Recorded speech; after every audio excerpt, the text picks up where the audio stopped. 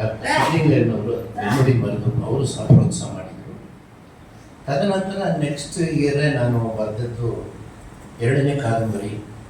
ಅದಕ್ಕೆ ಆರತಿ ಅಂತೇಳಿ ಆ ಟೈಟಲನ್ನು ಇಟ್ಟು ನಾನು ಮುನ್ನುಡಿ ಬರೀಬೇಕಾದಾಗ ಪ್ರೊಫೆಸರ್ ಮಲ್ಲೇಪುರಂಜಿಯವ್ರ ಹತ್ರ ಹೋಗಿ ಕೇಳಿದೆ. ಮಲ್ಲೇಪುರಂ ಅವರು ದೆಹಲಿಗೆ ಹೊರಟಿದ್ರು ಯಾವುದೋ ಕಾರ್ಯಕ್ರಮಕ್ಕೆ.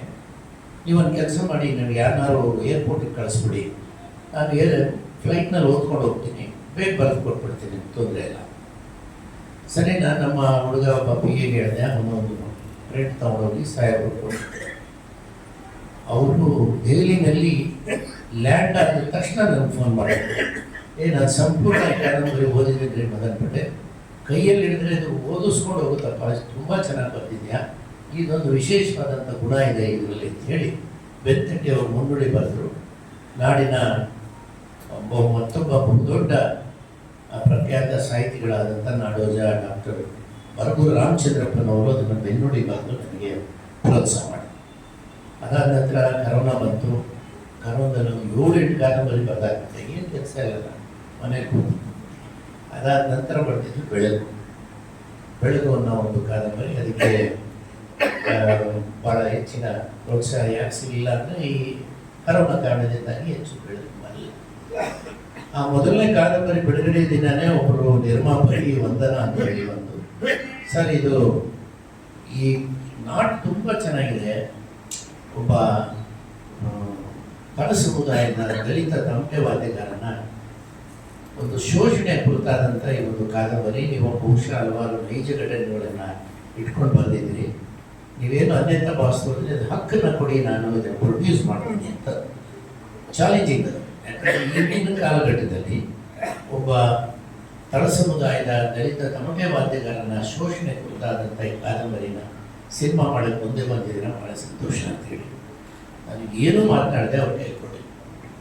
ಅವರು ಹೋಗಿ ನನ್ನ ಮಗನಿಗೆ ಅದನ್ನು ನಿರ್ದೇಶನ ಮಾಡಿದ್ದು. ನನ್ನ ಮಗ ಮಯೂರ್ ಪಟೇಲ್ ಅಂತ ತಮಗೆಲ್ಲ ಗೊತ್ತಿದ್ದೆ, ಒಳ್ಳೆ ಆತನು ಹಲವಾರು ಸಿನಿಮಾಗಳ ನಾಯಕ. ಸರಿ, ಆತ ಒಪ್ಪಿಕೊಂಡು ಅದನ್ನು ಓದಿ ತುಂಬ ಜನ ಕಲಾವಿದನ್ನೆಲ್ಲ ಹುಡುಕಿ ಇಲ್ಲ ಅಂತ ಹೇಳಿ ಕೊನೆಗೆ ಸರ್ ನೀವೇ ಈ ಕಾದಂಬರಿ ಬರೆದಿರೋದ್ರಿಂದ ಈ ಪಾತ್ರಕ್ಕೆ ನೀವು ಭಾಳ ನ್ಯಾಯವನ್ನು ದೊರಕಿಸ್ಕೊಡ್ಬೋದು, ಹಾಗಾಗಿ ನೀವೇ ಅದನ್ನು ಒಪ್ಪಿಕೊಂಡು ಮಾಡಿ ಅಂತ. ನನ್ನ ಬಾಡಿ ಇಲ್ಲ ಅಂದರೆ ಇದು ನನ್ನ ಸ್ಟೈಲೇ ಬೇರೆ, ಬಟ್ ಅದೊಂದು ದಲಿತ ತಮಟೆ ವಾದ್ಯಗಾರನ ಶೋಷಣೆಯ ಆ ಪಾತ್ರವನ್ನು ಯಾವ ರೀತಿ ನಾವು ಅಂತೇಳಿ ನಾನು ಒಂದು ಸ್ವಲ್ಪ ಎಚ್ಚರಿಕೆಯಿಂದ ಒಪ್ಕೊಂಡೆ. ಬಟ್ ನಿರ್ದೇಶಕರು ತುಂಬ ಚೆನ್ನಾಗಿ ನನ್ನ ಕೈನಲ್ಲಿ ಆ್ಯಕ್ಟ್ ಮಾಡಿಸಿದ್ದಾರೆ. ಜೊತೆಗೆ ನಮ್ಮ ಗೆಳೆಯರು ಸಹ ಸಿನಿಮಾದಲ್ಲಿ ಒಂದು ಅತ್ಯುತ್ತಮ ಪಾತ್ರ ಮಾಡಿದ್ದಾರೆ, ಮೈಪಾಲ್ ಅವರು.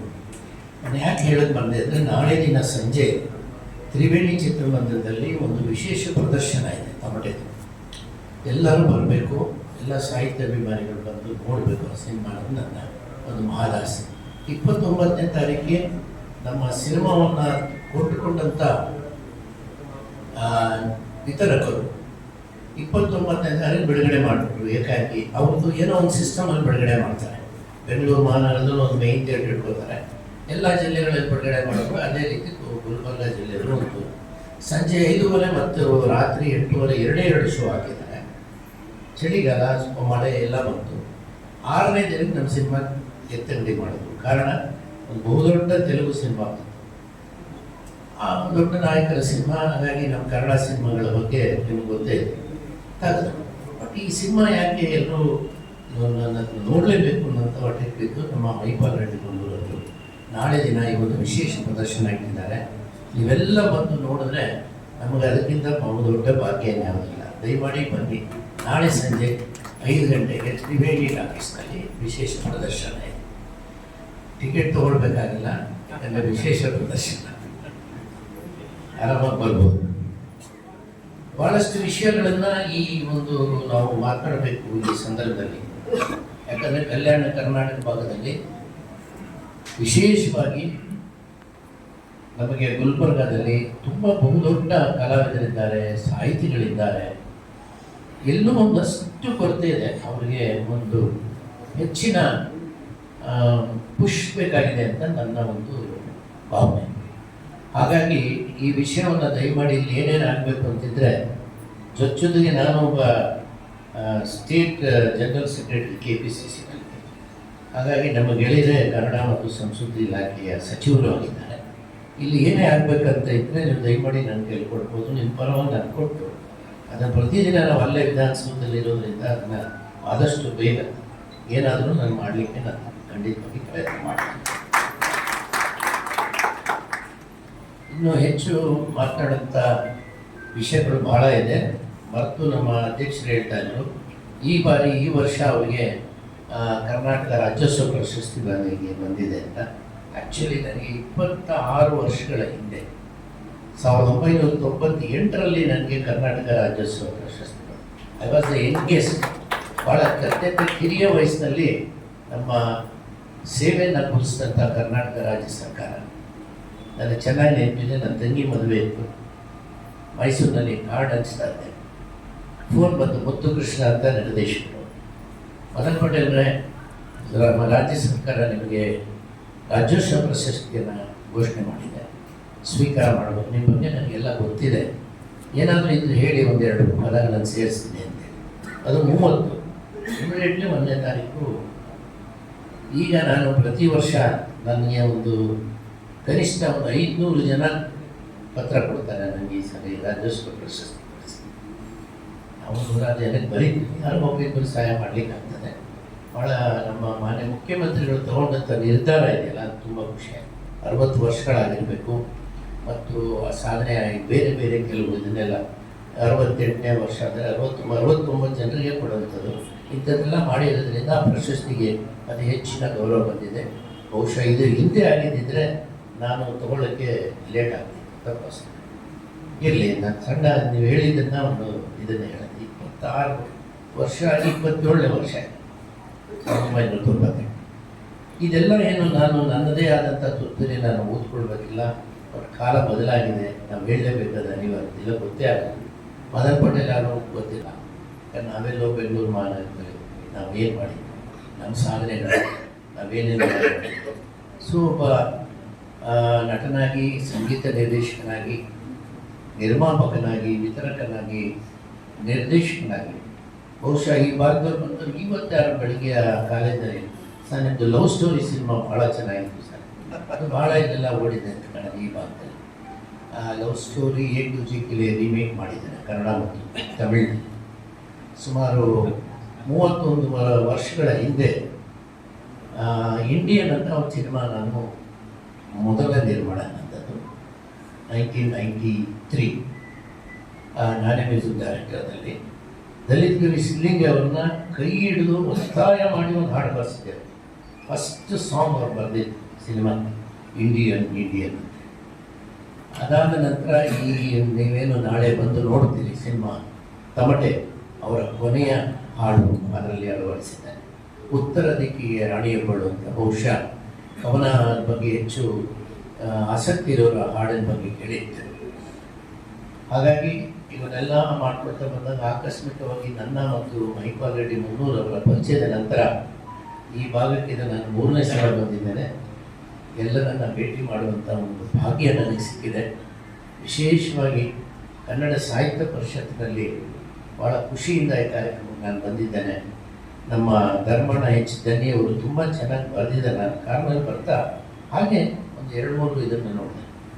3 ಲೈನ್ನಲ್ಲಿ 17 ಪದಗಳಲ್ಲಿ ಒಂದು ವಿಷಯವನ್ನು ಸಂಕ್ಷಿಪ್ತವಾಗಿ ಮುಗಿಸುವಂಥ ಕಾಲಘಟ್ಟದಲ್ಲಿ 5 ಸಂಕಲ ತುಂಬ ಜನ ಮೆಚ್ಚುಗೆಯನ್ನು ಪಡೆಯುತ್ತೆ. ಬಹುಶಃ ಮುಂದಿನ ದಿನಗಳಲ್ಲಿ ಅದು ಇಲ್ಲಿ 17 ಅದಕ್ಕಿಂತ ಕಮ್ಮಿ ಮಾಡೋಕ್ಕೆ ಹೋಗ್ಬೇಡಿ.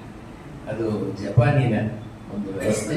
ಅದನ್ನು ನಾನು ಇನ್ನು ಮುಂದೆ ಭಾಳ ಕಡಿಮೆ ಇದರಲ್ಲಿ ಒಂದು ಏನಾದರೂ ಸಣ್ಣ ಸಣ್ಣ ವಿಷಯಗಳನ್ನು ತಿಳಿಸುವಂಥ ಪ್ರಯತ್ನ ಇದರಲ್ಲಿ ನಾವು ಹೇಳಿ ಬಹುಶಃ ನಮ್ಮದೊಂದು ಇದನ್ನು ನೀವು ನೋಡಿದರೆ ಅನಿಸುತ್ತೆ. ತಮಗೆ ಒಂದು 2 ಹುಡುಗರು ಬೈಕಲ್ಲಿ ಹೋಗಿ ಇದನ್ನು ಬೀಳ್ತಾರೆ.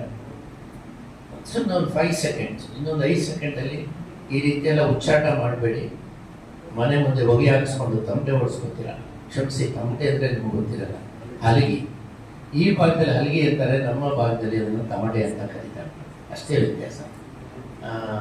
ಹಲಗಿ ಓಡಿಸ್ಕೊತೀರ. ನಮ್ಮಲ್ಲೆಲ್ಲ ಯಾರ ಸತ್ತರೆ ಹಲಗಿ ಹೊಡಿತಾರೆ, ಮತ್ತು ಮನೆ ಮುಂದೆ ಹೊಗೆ ಹಾಕ್ತಾರೆ.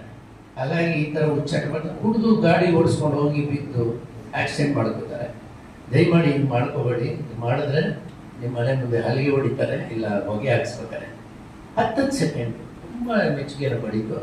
ಮತ್ತು ಕಮಿಷನರ್ ಅವರು ಕರೆದು ಇದು ನಮಗೆ ಕೊಡಿ ಪೊಲೀಸರಿಗೆ, ಇದು ತುಂಬ ಹುಡುಗರೆಲ್ಲ ಮೋಟ್ರ್ ಬೈಕಲ್ಲಿ ಹುಚ್ಚಾಟ ಮಾಡ್ತಾರೆ ಮತ್ತು ಕುಡಿದು ರಾತ್ರಿನಲ್ಲೆಲ್ಲ ಕಾರಣದಲ್ಲಿ ಹೋಗ್ತಾರೆ ಅಂತೇಳಿ ಈಗ ಬೆಂಗಳೂರು ಮಹಾನಗರದವರು ಪೊಲೀಸ್ನವರು ಅದನ್ನು ಅವರ ಇದರಲ್ಲಿ ಅದನ್ನು ಬಿಡುಗಡೆ ಮಾಡಿದ್ದಾರೆ. ಸೊ ಇದು ಹೈಕುಗೆ ಭಾಳ ಹತ್ತಿರವಾದಂಥ ವಿಷಯ.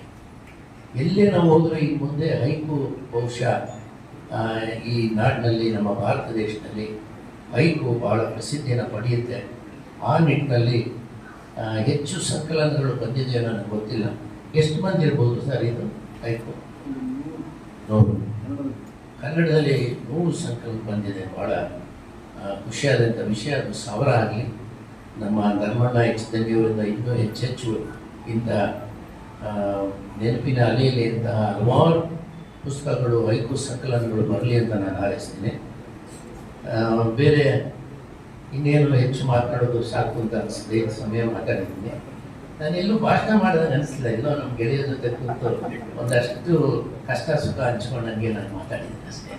ಇದು ನನ್ನ ಭಾಷಣ ವೈಖರಿನೇ ಬೇರೆ. ಸ್ವಲ್ಪ ವೀರಾವೇಶ, ಕೂಗಾಟ, ಹಾರಾಟ ಅವೆಲ್ಲ ಏನಿದೆ. ಸುಮ್ಮನೆ ನಮ್ಮ ಮನೆಯವ್ರ ಜೊತೆ ಕೂತು ಮಾತಾಡಿದಂತ ನಾನು ಮಾಡ್ತೇನೆ.